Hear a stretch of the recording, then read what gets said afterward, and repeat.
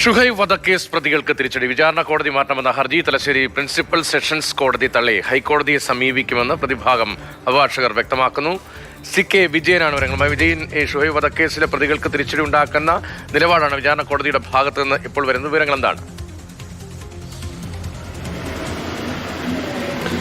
രതീഷ്, ഇതിൽ തിരിച്ചടി എന്നതിനപ്പുറം ഈ ഷുഹൈബ് വധക്കേസിലെ വിചാരണ പിന്നെയും നീളാൻ വേണ്ടി പോകുന്നു എന്നതാണ് അതിൻ്റെ ഈ വിധിയുടെ എല്ലാം തന്നെ ചുരുക്കം. ഇനി ഈ വിധിക്ക് അപ്പീലായി ഹൈക്കോടതിയെ പ്രതിഭാഗം സമീപിക്കും. അപ്പോൾ വീണ്ടും ഇതുപോലെ തന്നെ കാലയളവ് പിന്നെയും വിചാരണയുടെ സമയം നീണ്ടുപോകും.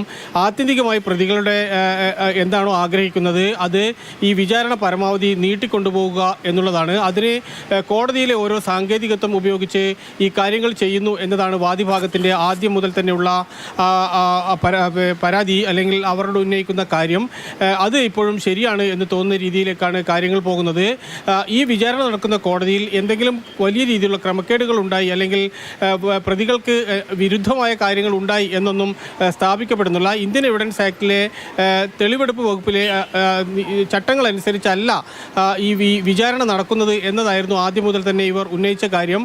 അതിനെ പിന്തുടർന്നാണ് പിന്നീട് ഈ കോടതിയെ സമീപിക്കുകയും കഴിഞ്ഞ തവണ കോടതിയെ സമീപിച്ചപ്പോൾ അവർ അഫിഡാവിറ്റ് നൽകാതിരിക്കുകയും ചെയ്തു. പിന്നീടാണ് ഇന്നത്തേക്ക് അതിൻ്റെ വിധി പറയുന്നതിന് വേണ്ടി മാറ്റിവെച്ചത്.